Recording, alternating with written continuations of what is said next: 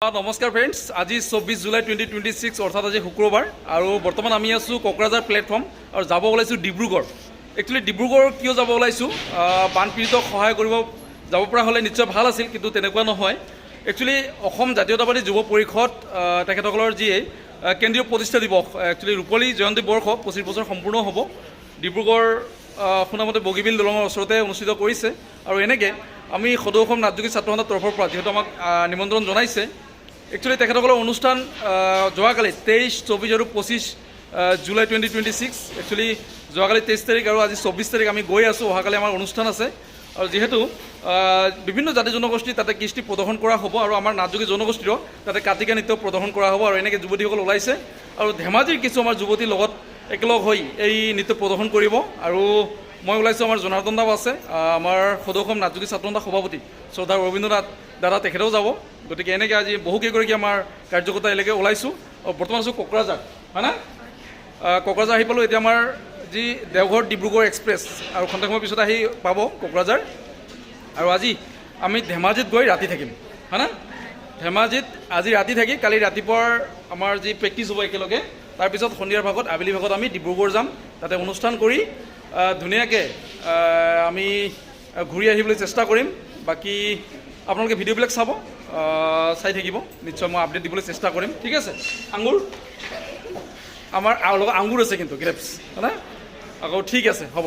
বাকী দেখুৱাইছোঁ আৰু বাকীখিনি পৰিৱেশ মই দেখুৱাই যাম। কিন্তু আমাৰ নিহাৰিকাৰ এটা ডাঙৰ টেনশ্যন হৈ আছে এতিয়া। এইকেইদিন মানে কাজিয়া কাৰ লগত কৰিব, কৈছে কিমান দূৰ আৰু কোনদিনা আহিবি। কিন্তু এইকেইদিন একো ভিডিঅ' চিডিঅ' দিয়া হোৱা নাই। কাৰণ কি জানে, একচুৱেলি দেশত কিবা অশান্তি সৃষ্টি হোৱা যেন অনুভৱ হৈছিল। কাৰণ একটো CGBৰ প্ৰটেষ্ট, দ্বিতীয়তে আমাৰ অসমত আপাৰত যি বানপানী শিৱসাগৰত। তো একচুৱেলি খুবেই বেয়া লাগে ভিডিঅ'বিলাক চাই থাকিলে। এনেকুৱা পৰিস্থিতিত ভিডিঅ' একো দিব মন নাযায়। কিন্তু আজি যিহেতু ডিব্ৰুগড় যাব ওলাইছোঁ, তো কি কাৰণত গৈ আছোঁ নিশ্চয় ক'ব লাগিব।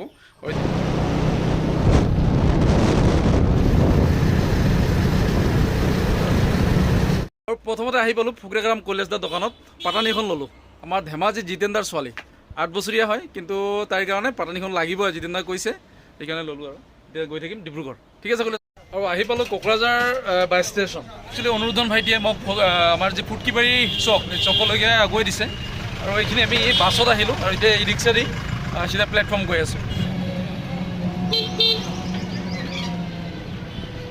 আৰু আহি পালোঁ কোকৰাঝাৰ প্লেটফৰ্ম। যিহেতু মেইন গেটেদি কনষ্ট্ৰাকশ্যন চলি আছে, এইফালেদি সোমাব লাগিব।